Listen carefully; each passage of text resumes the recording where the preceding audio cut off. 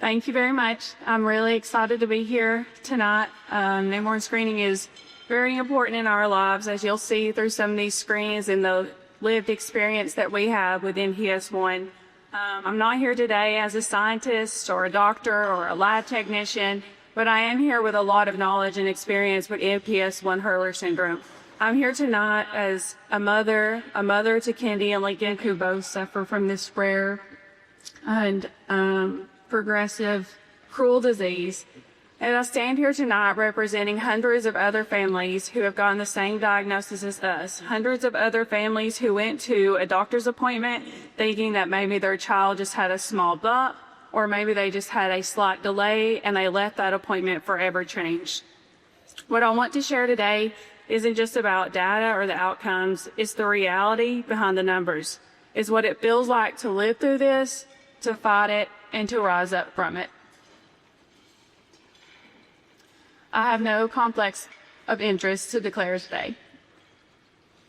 So this is Kennedy. Kendi was born June 15th, 2014. She was perfect, happy, healthy. Newborn screening wasn't on, or MPS1 wasn't on the newborn screening in Tennessee at the time, and so we had no clue what was going on and quietly unfolding in Kennedy's body. At 3 months old, Brian and I, my husband, had noticed a small bump on Kennedy's back, what we now know is kyphosis. We asked the pediatrician at 3 months old. He said it was nothing to worry about. We asked again at 6 months old. It had gotten a little bit bigger, and he said that her muscles hadn't fully developed. I actually had my mom with me in that appointment. At 9 months old, I went with my mother's intuition, that's always right, and made a special appointment. And in that appointment, you could see in his face that he had missed something. That day changed our lives forever. We went to East Tennessee Children's within the hour, and we had multiple hours of imaging. We left East Tennessee Children's and got a call, and we were so excited because we were told that they didn't think it was cancer. And what else is worse than cancer? So we thought that, we celebrated because we thought that we had dodged the worst. But we hadn't. That same night, we got a call from a family friend that was following our journey, and he happened to be a pediatric doctor, and he encouraged us to make a genetic appointment. Still really didn't mean anything to us. We came from happy, healthy, educated families, and genetics was not in our vocabulary. So a week later, we were sitting in Cincinnati Children's and met with a genetic counselor, and that was the first times that we heard the words MPS. And the first times we had heard the words MPS1. We left that appointment. We still had hope because they weren't for sure. But a week later, we got a call that Kendi's gags were elevated in her urine. And we knew then that we were headed in the right direction.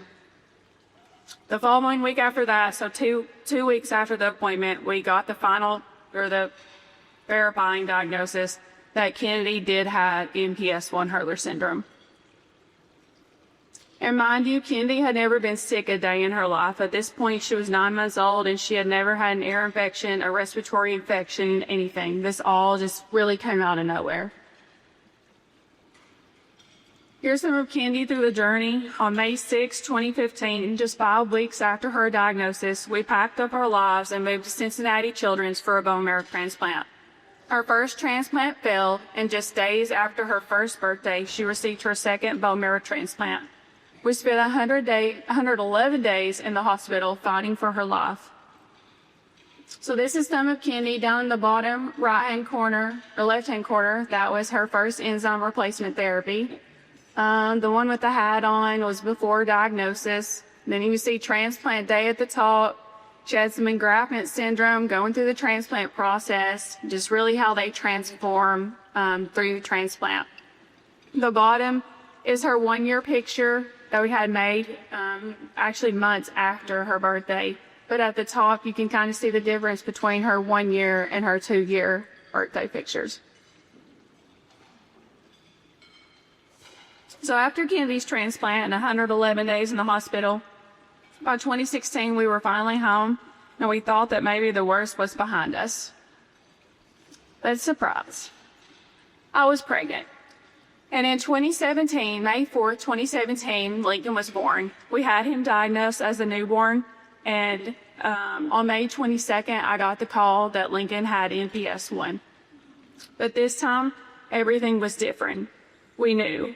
We had his port placed, and at 3 weeks old, he started enzyme replacement therapy, and he had a bone marrow transplant at 3.5 months old. This is Kennedy, and again, we talked about the transplant process, and yes, life is still incredibly hard, and that was what was hard. The very first picture is me holding Lincoln after he got his port placed at 3 weeks old.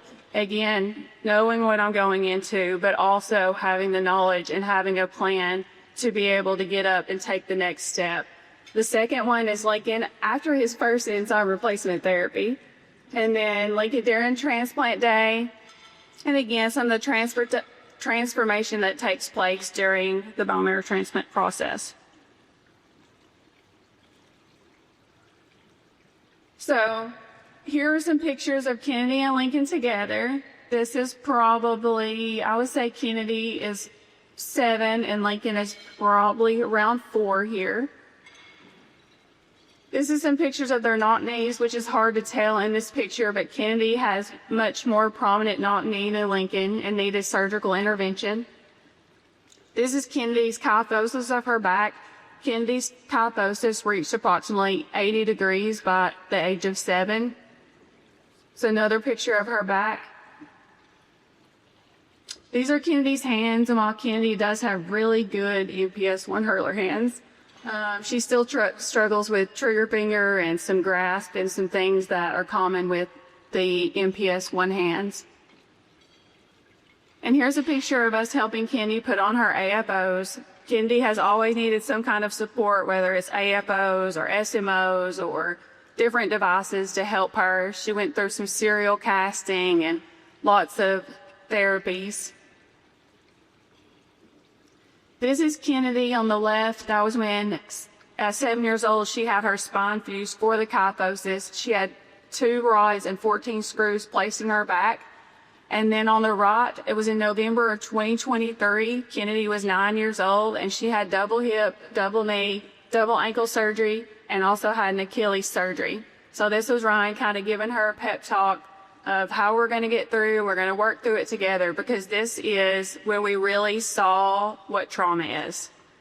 We saw it a little bit after back surgery, but when Kennedy woke up from this double hip, double knee, double ankle surgery at the age of 9, it was a trauma that I cannot explain. And it took our family. We had tools. Kennedy had been in trauma therapy for approximately a year before this surgery, but it is something I can't explain. She is a people-pleasing girl, loves her daddy, loves people-pleasing, and it got to a point, at one point, we were trying to get her to take a shower, and the fear was so overwhelming for her. She actually ended up smacking Ryan in the face, and just automatically it was, I'm so sorry, I don't know what happened, I can't do that. So the fear that we saw in Kennedy after this surgery is something I can't explain, and it probably took us a year of just trying to work through it together as a family and trying to recover together as a family.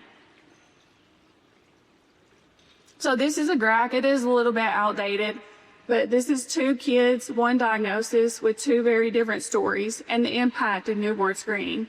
So I'll try to compare kind of the differences in Kennedy and Lincoln and that 9-month delay diagnosis. So Kennedy's knock knees were more prominent, the kyphosis much more prominent, the obstructive airways, the hearing loss, the abnormal teeth. Kennedy needed her first dental surgery at the age of 5, and they took her 2 front teeth during that. I'll never forget that. All the sedation she's been through. This definitely hasn't been updated, because if Kennedy's physical therapy would be off the charts. Kennedy has had so much physical therapy. But what really wanted me to be able to update this and really brought this into perspective was the trauma therapy. So this hasn't been updated, but now Lincoln is in trauma therapy, but it's really important to note that Lincoln is not in trauma therapy because of his diagnosis of MPS1. Lincoln is in trauma therapy because of what he has seen his sister endure and what he has seen his sister go through, and the tears and the recovery and the things that she can't do and the things that she can do. And so that's really important here to see in diagnosis. The anxiety, Lincoln is a prankster and he is the clown of the house. And so we are always dealing with anxiety in our house between me and Kennedy at time. We get in the car and Ryan's like, what do you do with anxiety? And Lincoln, throw it out the window. And so Lincoln doesn't really deal with any of the anxiety, but me and Kennedy have it all. And the mobility assistance is really important here because even from an early age, Kennedy has needed that mobility assistance. She relied years on me or Ryan carrying her, and then as she got older, we realized that we needed a stroller at all times or we needed a wheelchair at all times to help her get around. So the difference in their outcomes is remarkable. The physical toll is unimaginable, but the medical trauma and the PTSD is just as real. Lincoln is thriving, running, climbing, laughing. The early intervention changed everything for his life. And I share all this to say newborn screening saves lives, but it also shapes the quality of those lives. It gives children the chance not to just survive, but to thrive. And it gives parents something even more powerful than answers, and that's hope. And for us, hope is helping one person every day. So on here, you can see the other things that aren't often talked about that we have experienced as a family from early diagnosis, and that is better quality of life, the irreversible damage, the better cognitive comprehension, that mobility and endurance, less pain and suffering. Kennedy has probably never had a day in her life without pain. It's much harder for her to move around and do things that her peers are doing. That independence, more time with friends and family. Kennedy's missed time with friends and family, not only because of her mobility differences, but all the surgeries, all the therapies, all the things that she's had to deal with. Less time off work. I left corporate again last February after Kennedy's double hip, double knee, double ankle surgery, because again, Kennedy needed my attention. She had 5 days worth, 5 days of physical therapy. She had the trauma therapy, plus she had school on top of all of our regular appointments, and that is just not the case with Lincoln. And the financial strain. Kennedy's been through 2 bone marrow transplants, all the different surgeries and anesthesia, so the financial strain on the family is much less with an early diagnosis. Our story by accident really kind of went viral. We were just kind of sharing our journey with Kennedy, and all of a sudden we became a beacon of hope for others. We, a lot of times, are the first call they make or the first story they see, and we carry that with great responsibility. It also comes with pride and pain. It's hard to talk to these families that are overwhelmed, that just got a call from maybe a lab or maybe a genetic counselor, or maybe they got lucky to talk to somebody that was knowledgeable about MPS1, and they're just trying to find their next steps. We've spent years fighting, therapies, tears, surgeries, insurance, and a lot of hard love. And we've seen science give our children a chance, and we've seen what happens with the system. We've also seen what happens when the system fails to catch things in time. But now we face new questions. We are living longer lives, but what about better lives? How do we support these kids and their families long term? How to create a system that helps them not just get through the hard parts, but actually live well. So Ryan and I were so incredibly blessed during our journey through MPS1 that we felt like we had to give back. And so we created the Kennedy Life Foundation to give hope and create action, simply doing that. And we started by giving iPads to the MPS1 patients that were diagnosed to help them go through the transplant journey, because we know what it's like to occupy a child in these tiny walls for days and months on end, sometimes years. And even once you get out of transplant, you're in clinic at days, hours. And so the iPad was so much more than entertainment, though. It became our lifeline. It was our sound machine. It was the calming mechanism during dressing changes. It was the distraction during blood draws. It was communication, education, so many things. And we wanted to provide this for all MPS1 families. We've had many fundraisers for the Kennedy Life Foundation, but one that has really stuck and started to kind of what we've been known for is a run for awareness and Louisville for a cure. So I'm going to show you a video. Hopefully it plays here.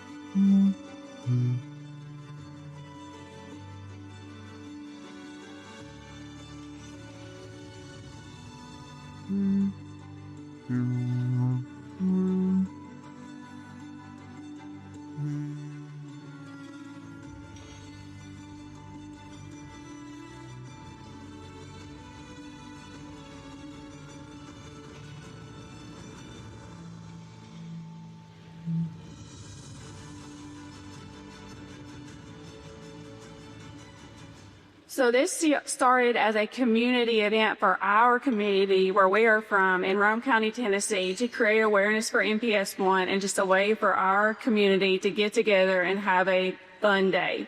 But it quickly turned into something so much more. It quickly turned into a place for MPS1 families to come together and to find hope and to have respite and to meet other families that are going through the same journey as them. So this event last year, we brought 13 MPS1 families together. Many of these families have never met another family. If they have, they've never met them outside of a transplant where they've been able to talk and their kids have been able to play together and just be a child. They're not questioned about why they look the way they look or why they walk the way they walk or anything. They just get to be kids. And so we're excited. This year is our 5th annual Run for Awareness and Wiffle for a Cure. And I'm so excited to say that we have over 20 MPS1 families that are coming together on May 3rd. Again, some of these families have never met another family, and this is their hope. This is something special when these families get together. It gives them something to live for, it gives them something to look forward to, and it gives them the next step in their journey. While we've come a long way, there's still so much work to do. Some universal process. We need universal newborn screening. Newborn screening saves lives, changes lives. And the hope. Hope is such a big deal. We need some comprehensive care and guidance for the moment that family hears that they are positive for MPS1.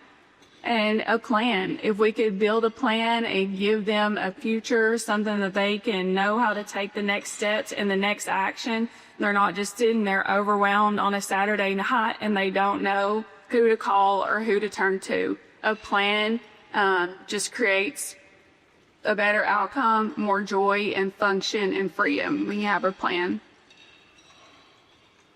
So all of you all in here, you have the power. You're the professionals in here and you have the power to diagnose early. You have the power to educate. You have the power to support these families. You have the power to change the trajectory of someone's life forever. And you have the power to connect these families with somebody that can get them what they need. I'm so thankful that you all came and showed up today. I'm thankful for you helping families like mine. I'm thankful that you took the time to come out and hear the stories from other diagnosed families and just learn to hopefully make our future better. Thank you for choosing the work that you do. Let's keep moving forward, and together, let's work together to bring hope to these families and a better outcome. Thank you.